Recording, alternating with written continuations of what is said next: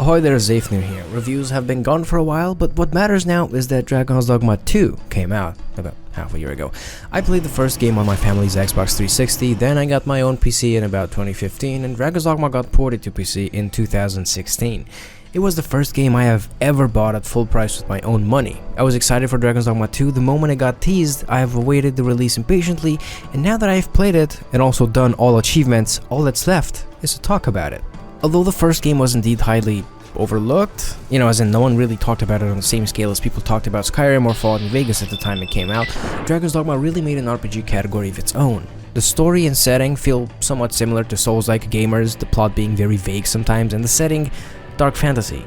However, even Hideaki Itsuno, Dragon's Dogma's director, said it himself before, aren't you tired of seeing these really big, impossibly tall and large monsters, all the while you're only limited to gnawing at their ankles?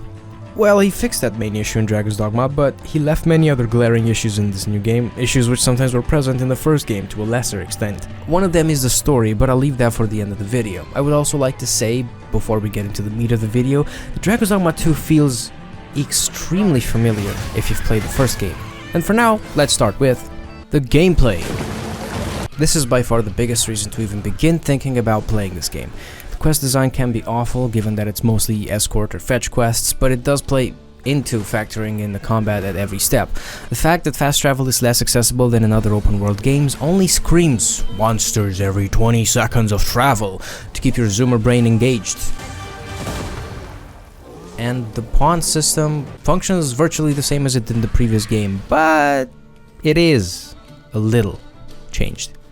The pawns are still stupid.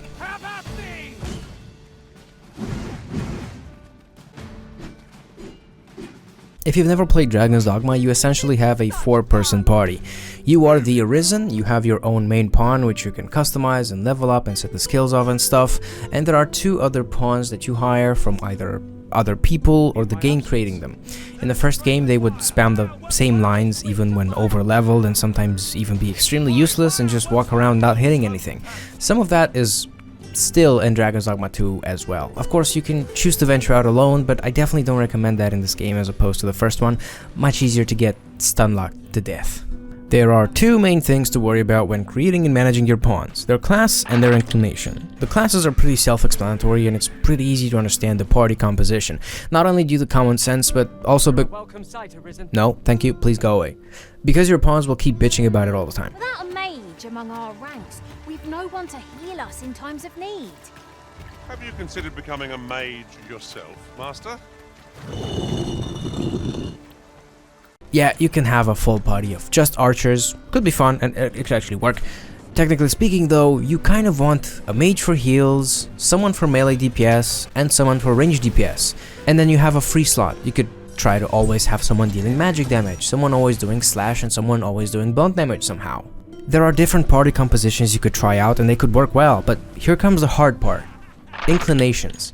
I honestly dislike that they tie inclinations to the pawn voices, and there are definitely others in this situation too. My pawn just sounds good with kind-hearted, but the classes I want him to play require straightforward. Well then, there are only 4 of these inclinations and they all No, I don't want to hire you. Go away. The inclinations describe the pawn behaviors. Kind-hearted means the pawn will always help the others with healing spells or helping stunned members get up. It seems I had some of my info wrong, so this piece of audio might sound slightly different. Straightforward pawns will be aggressive in combat, they'll go for the strongest enemies and also climb the large monsters. Simple, might remind you of the Inquisitor from Dragon's Dogma 1 at first glance, but it's good for archers as they are both active during combat and use their bow to hunt. The Fexture Life wiki says calm is universally good, but I think it's only good for sorcerers, as I've tried it on archers and they seem to stay far from the enemies and not attack often. Anyway, there's 4 of you in a party, so you'll get the job done one way or another, even if the pawn AI is 2-bit sometimes. I've just had a thought.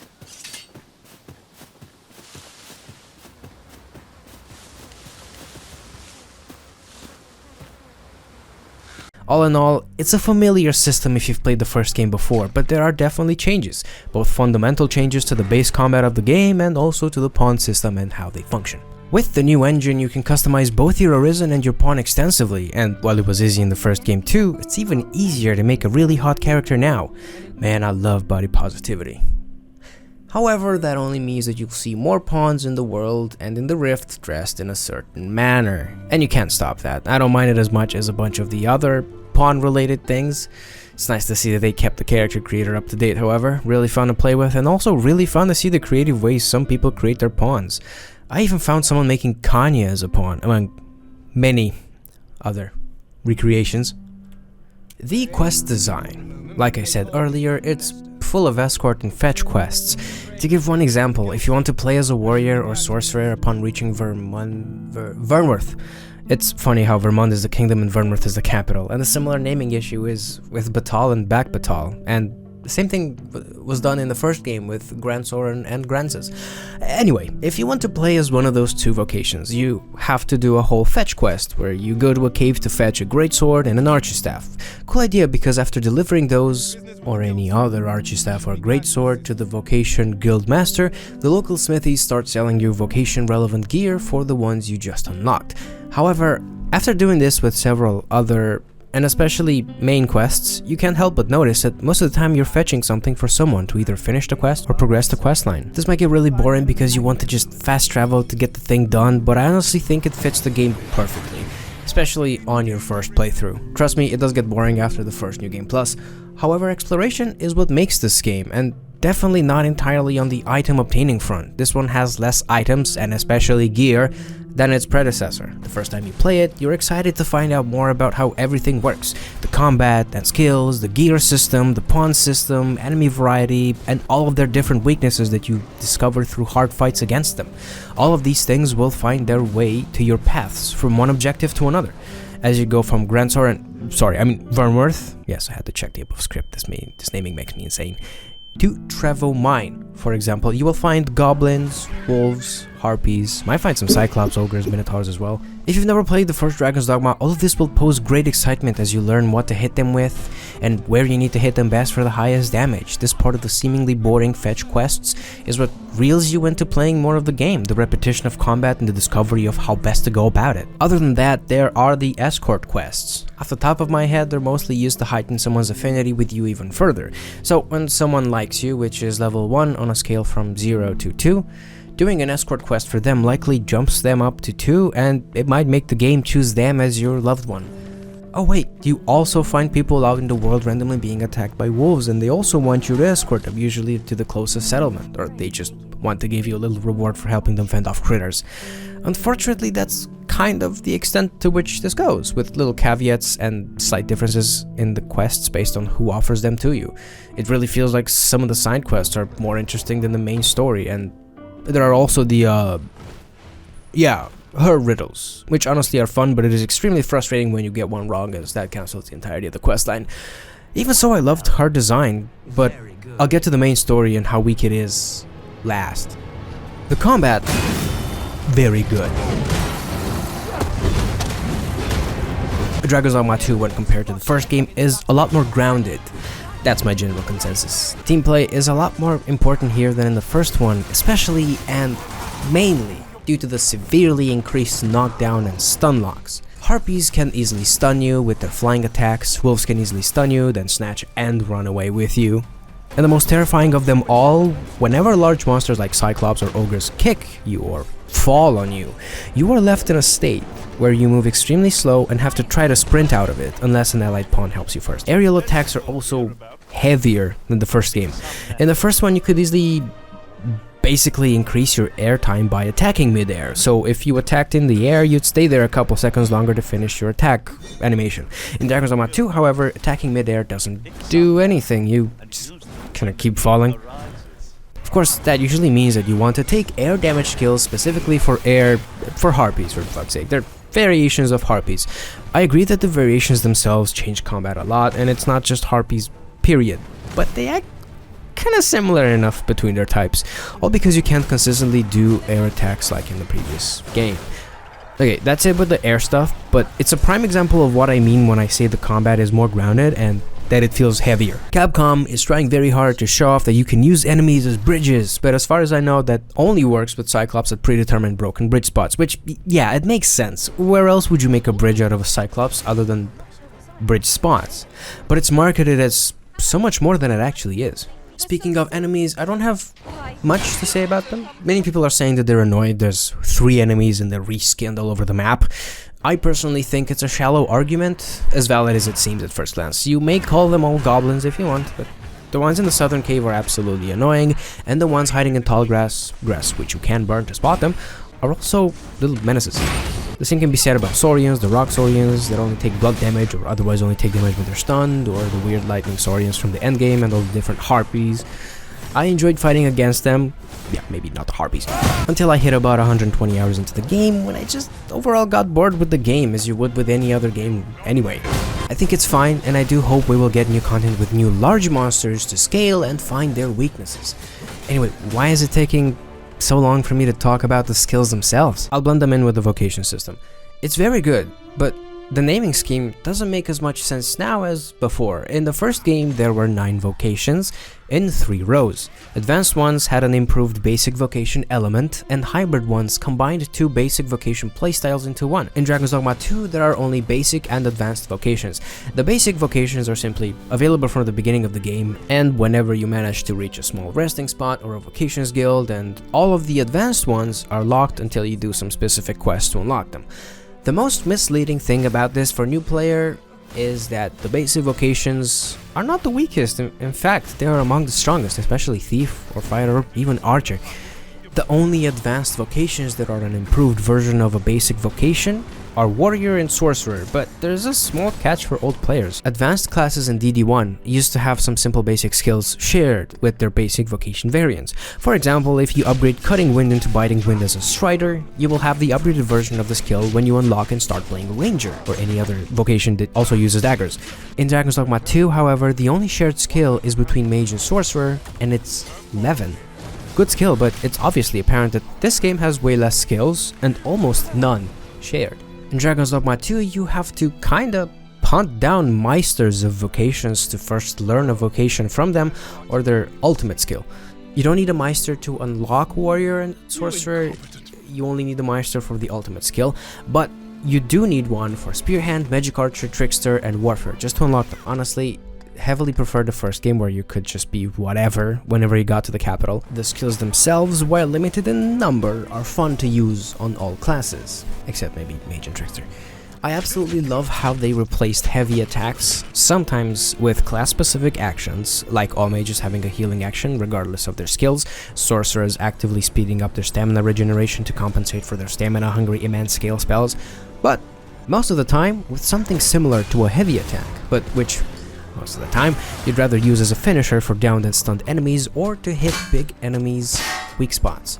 Really fun, especially when you look at all the cool animations that Capcom cooked. Especially fun as the Thief, since as far as I know this also works simply when you're behind an enemy. You know, a backstab. Either way, I think that the vocations are pretty fun, but let's go from the most boring to the most fun ones. It's a subjective list, it's my preference. Trickster, a mage with a sensor. It sounds like a really cool concept, especially because you summon smoke figures that look like you to taunt the enemy, fake walls or fake platforms to taunt enemies into falling off cliffs. Funny if you like this sort of playstyle, but you literally have 0 damage, so I think it's even worse than being the healer of the group. Would've been cool if you had more ally buffs, or if some of your illusions could do debilitations on the enemies, or even shatter, just like the Mesmer illusions from Guild Wars 2. Meister skill is a big dragon that inflicts fear. Mage, the most basic form of a mage. Special attack is replaced by Anodyne, which heals. Both mage and sorcerer can hold down a button to speed up most of their spells. Has some basic attack spells, however, I would personally just let pawns use all of the buffs and healing spells instead. There's a cool speed spell, and also a spell that gives you a one-time full protection from a single enemy hit. And of course, wolves are weak to fire. Many more things in this game are weak to ice, however, so I usually go for that weapon buff instead towards the endgame. Meister skill is a balloon of light that insanely ramps up stamina recovery. Sorcerer, the advanced form of the mage. Special attack is regenerating stamina, which sounds okay, but it's usually only good for sprinting long distances. It kills too fast for this to be useful. Just like in the previous game, it has a few basic spells, but unlike the previous game, this sorcerer has no team buffs whatsoever. The main thing about sorcerer is that it has some very large, very slow to cast, very big damage spells that are grand and look amazing. It's the only vocation with 2 Meister skills, and those are Maelstrom and Meteora. It's just amazing if your pawns can keep enemies off you, or if you can keep enemies off your sorcerer pawn.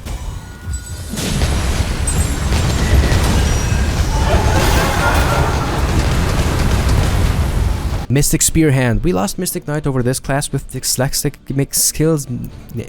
Special attack is a bolt that slows down enemies, and upgraded it even lets you teleport to them if they're afar. Combination between melee and magic, the Spearhand uses a double-edged staff-like pole as a weapon and uses the free hand to cast the spells. It's hard to spin the spear thing, but it makes the game trivial once you unlock the spell that turns you invincible during its timer. You also basically get all the stamina for it back until the effect wears off. Also has some spells that throw smaller enemies into the sun. Fun, but makes the game too easy. Meister skill summons a shadow of you to basically deal double the damage. Warrior, two-handed weapons and the biggest knockdown resistance of all vocations. Special attack is a big downward slice that does more damage to stunned enemies. It has the Berserk reference skill, among other attack skills. I genuinely enjoyed the core skill that lets you attack faster if you time your attacks right, literally just Prism 3, but it is very sluggish and boring to play as at the very start of the vocation. Meister skill is a huge charge attack that uses up all of your stamina, kinda like the Archer one, but melee. Magic Archer, just like the Archer but with an education. Special attack changes the firing mode from wide to narrow or vice versa. Basically, this class has an auto-aim bow that shoots magic missiles. Magic missile! It's got a combination of support spells like Healing Shot and full-on offense like the Avalanche or the Returning Frostseeker shots or the Ricochet shots. You wanna hear a joke though? Yeah, you can shoot ice cubes. Meister skill is an arrow that removes your maximum HP to do more damage. Honestly, it's kind of useless, especially since so many other Magic Archer spells do so much damage without any repercussions whatsoever. Archer, it's like a slightly dumbed down Kai from Vindictus. Special attack is a kick. What I love about this kick is that the jump kick throws you back, so it's practically a dodge, and you can dodge off of anything that can take damage, so even certain trees, not all of them. I wish they expanded a bit more on the melee and the kicks you can do as an archer, but hey, it's still pretty fun to play. You obviously have some fast shooting skills, but nowhere near as OP as the first game's 5-fold or 10-fold shots. If you want to use the special arrows, you need to have both the specific arrows in your inventory and also the related skill equipped. That's a bit jarring, but I think they did a great job with it, since you can use explosive arrows while climbing big enemies to stick it in them, or any of the other arrows. You get what I mean. Meister skill is a bit useless. It's the old ranger big skill, consuming all stamina for a big damage shot. Just use anything else and learn weak spots instead, honestly. Fighter, the only class with 2 weapons in this game. Special attack is a heavy sword or mace thrust. The shield is very much used like the previous game to block and perfect block to return enemy attacks back to them. It also has a sprint attack, the old dodge attack, and even a new strong weapon counter attack. You wanna hear another joke though? Yeah, Fighter is really fun. And it can get dark quickly too. Meister skill is a rain of seemingly wild blows on the enemy, but it leaves you vulnerable to any attacks while you're in that trance. Thief! If you took the old Strider, stripped it of its bow, and made it even faster, you have this little coke snorter here.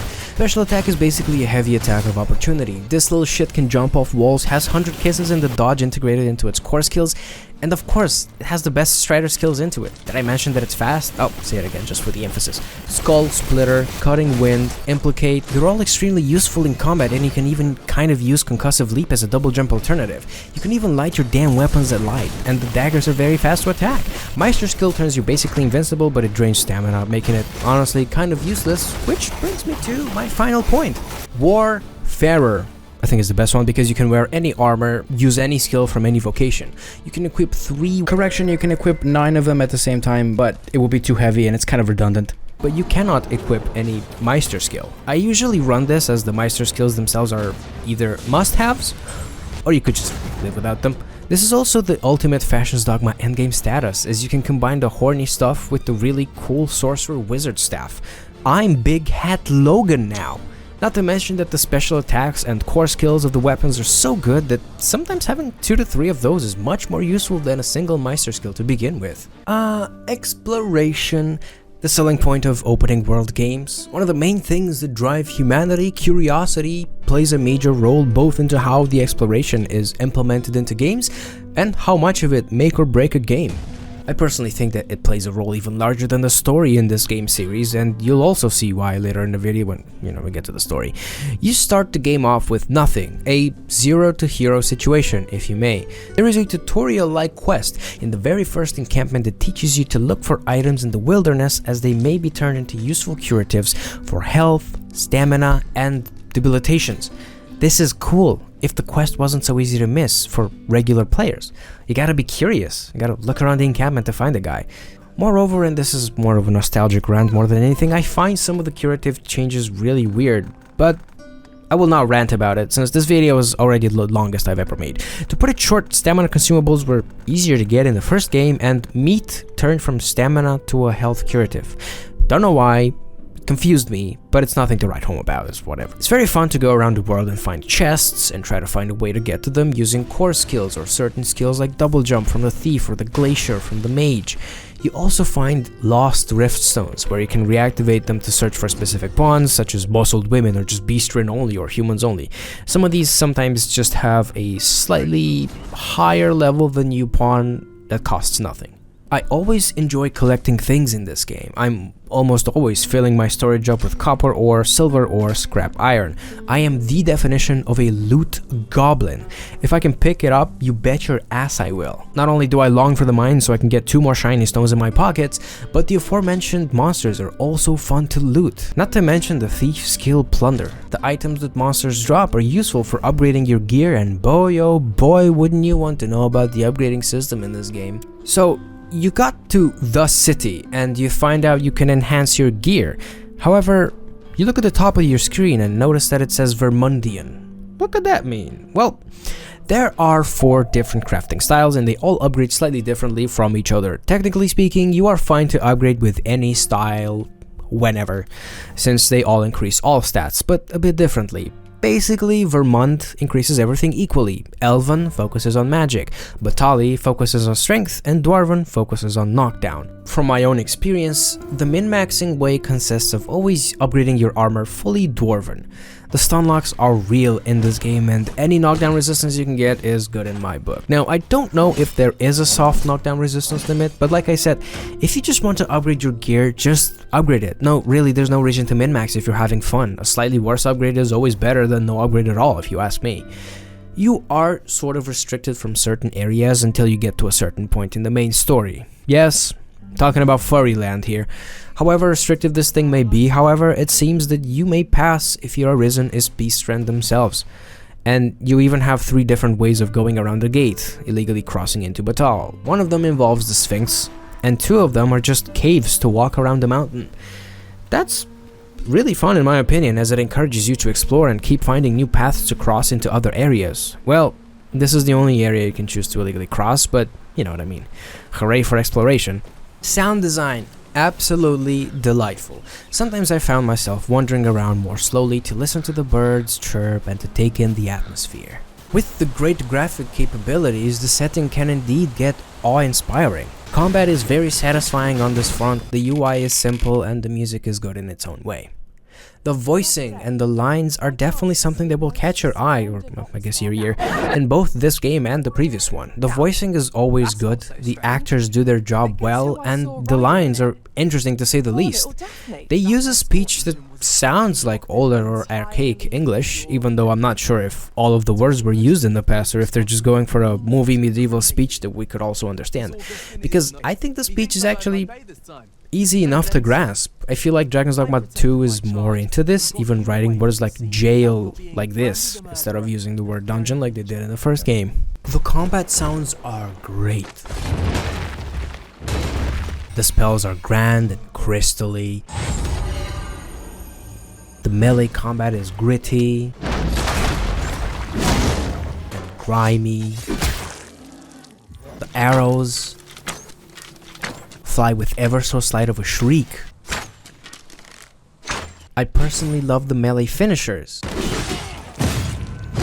and especially on a fighter, they all feel very masterfully handcrafted, and you can tell that a lot of thought and effort went into them. The melee combat feels and sounds gory. Every time you hit an enemy weak stop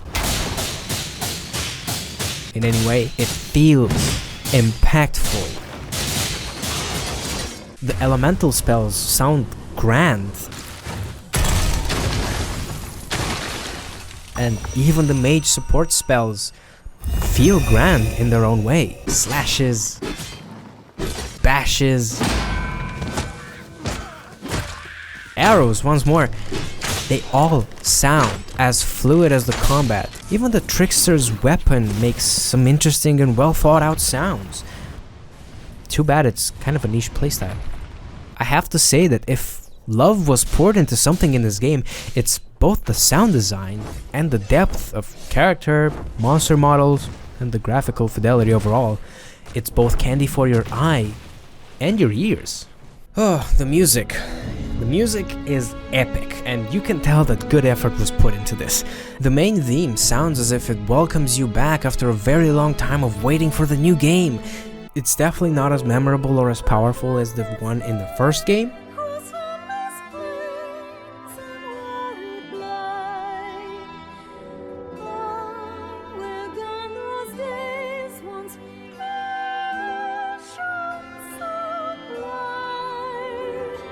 Or even the first one in the first game. But it is nice. The character creator song is pretty lackluster. Just listen to the previous game's character creation song. No, first listen to the one in this game.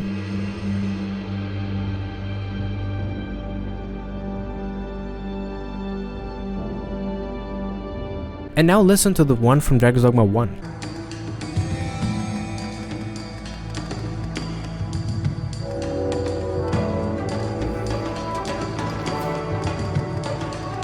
So much more energy.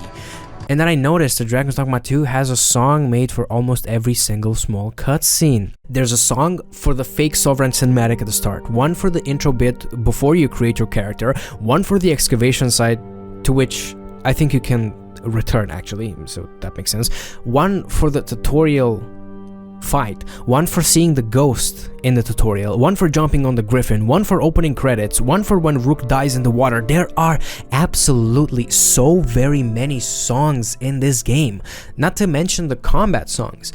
There's a generic combat song,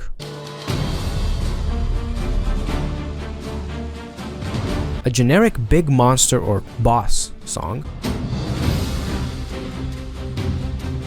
a song for when you're close to finishing a boss fight, a song for the dragon memory,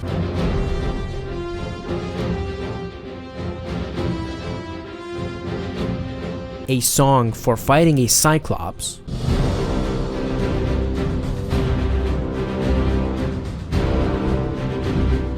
a song for fighting the griffin,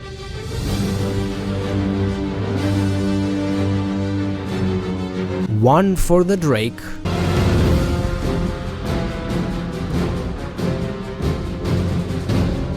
one for the Dullahan,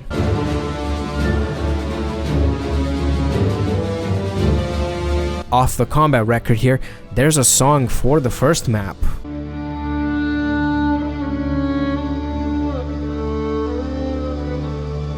a song for the second map,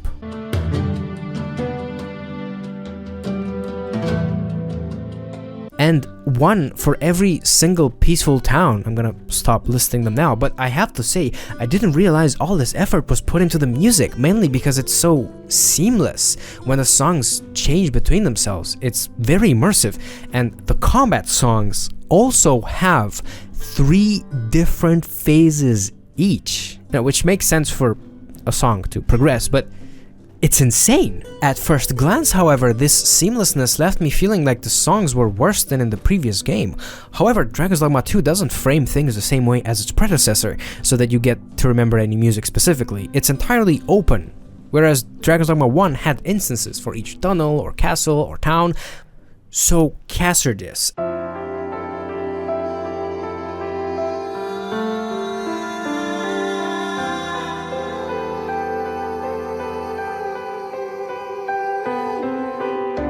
And the Grand Soren songs.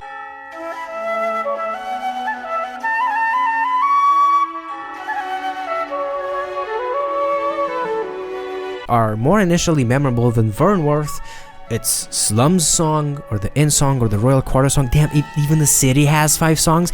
It's a lot of effort, and the songs are good, but listen to these 2 Griffin songs. Listen to the Griffin song from the first game.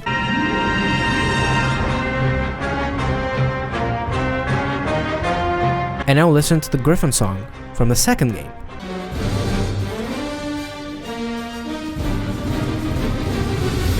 The Griffin song from the first game gets my blood pumping, and the second one also has this similar motive of ups and downs, I think symbolizing the flight the beast takes once it's hurt.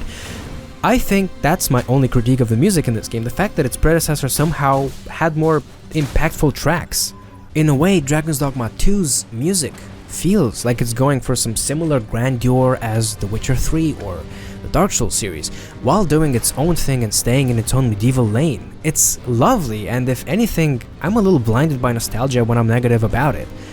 Because once I started listening to the tracks separately, all of the music from Dragon's Dogma 2 sounded very high quality. It's so immersive and so seamless when it changes between them. It's impossible to tell if the music is good or memorable because it feels like it's just there, and I think that makes it a good experience. The graphics, I think they look great, but the game runs poorly. They're obviously striving for realistic high fantasy here, and I think that monsters, and especially the bigger ones or special ones like the Dullahan, they're great. I love the new addition of the Minotaur, for example, and as sad as I am that there aren't really any other new big monsters, with the exception of Medusa, I genuinely think that monsters especially look great in this game, add the weight to the combat, and they even become frightening. Knights are also frightening with how dark they can get and how good all the lighting sources look in that setting. Characters look great too. I feel like they've also mismanaged their resources here. The animations, their graphics themselves, the details, they're all absolutely amazing. But like I'll say again in a few seconds, optimization doesn't allow everyone to enjoy these little perfections. The foliage and the water look really weird to me when they're behind my character and I move my camera, panning my camera left to right, as if my character is casting a shadow of pixels onto them. This happened before I used frame generation, so this happens even without it. I don't know what settings Capcom is using in their videos, but my game just kinda looks worse. Optimization though, well, let's just say they crunched that shit. On launch, the performance was abysmal. I still played through it, but luckily these are my specs. It should not have run at 20 FPS in the town and 50 outside of the town. I could still tolerate 50 to 60 FPS in combat whenever that happened outside the city, but the performance was genuinely awful whenever I was running in the big city and it was supposed to run on a 20 series NVIDIA GPU like they said, and to put it simply, it wasn't. Trying it again now in August, it seems like performance is still awful unless I use the GeForce Experience recommended settings, which make use of the 40 series frame generation thing. If you have an older graphics card, the game is bound to run pretty spotty, with crappy 1% lows that affect your 60 FPS average. I think it can be playable during combat, though I dislike Capcom's approach to be reliant on frame generation for it to be beyond playable. The story in this series seems to take a very enigmatic approach. Even in the first game, characters in the story would generally say some stuff that left you wondering rather than satisfied. Capcom's enigmatic approach ends up being nonsense to a lot of new players. However, being used to Japanese storytelling will help you decipher it all. I personally found it initially hard to follow the characters, their motives, and often wondered why are we here, followed by good combat scenes. What follows now is a section where I explain the main story full of spoilers. Skip to the final thoughts if you wish to avoid spoilers. The plot follows a similar general guideline as the first game. A big, bad dragon ravages the lands. You are the Arisen, the chosen one, bound to fight the dragon. The humans have their asses stuck so high up their asses in their own politics and personal frivolities that they mingle with the singles instead of focusing on the real issues of the land.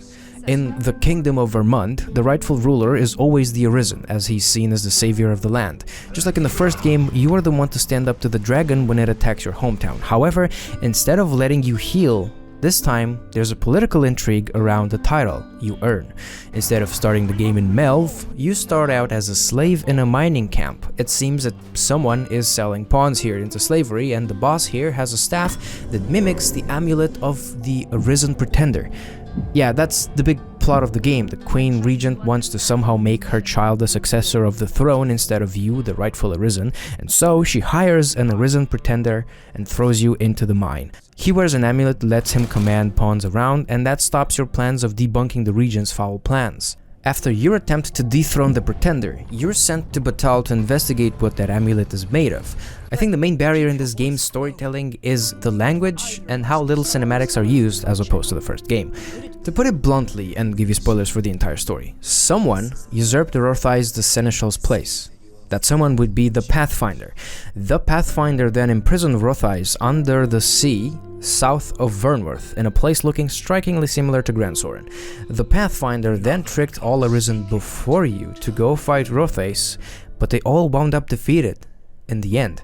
Their shattered souls are what's being used in the Slave Master's staff as well as in the Pretender's amulet in order to command pawns without being an Arisen. Rothais notices the Pathfinder's trickery only when you stop to talk to him instead of battle him, then destroys his own soul to create a weak Godsbane. Receiving the Godsbane is the symbol of you becoming the Seneschal, in few words something akin to a god. If the Arisen displays courage, willpower, and strength to such an extent that they defeat the dragon and question the order of the world, they become a Seneschal. And so, you fight the dragon, Grigory, who has way less screen time than in the first game by the way, and then you're free to question the Pathfinder's claim on the title of Seneschal.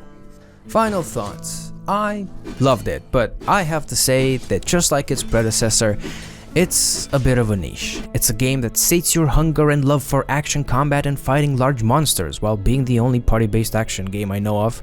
The party composition, learning the monsters, understanding the enhanced system, doing quests for the people of Vermund and Batal, it's all a pleasant experience. Then the story falls down to even a 0 out of 10 for some people. I was initially confused, but in subsequent playthroughs and after reading an explanation from other people, it made so much more sense and it tied into what I already knew from the first game very well. I wholeheartedly recommend trying out the first game when it goes on sale for $5 first. If you love that, you will enjoy this too, otherwise I think you might end up disappointed. I can fully recommend Dragon's Dogma 2 to the die-hard Dragon's Dogma fans. It's badly optimized and potentially badly written for you. As I said before, however, the grounded combat and the immersiveness of the open world and sound design could also just about reel you in if the mystery of the plot doesn't. On a last note, if you want to support my work and you like what I'm creating, I have created a Ko-fi account for small donations. All of them would go towards higher quality content, but please don't feel pressed to donate. Watching my content, maybe even sharing it with others, already means so much to me. Ahoy, and have a clear sea, Scrubbers.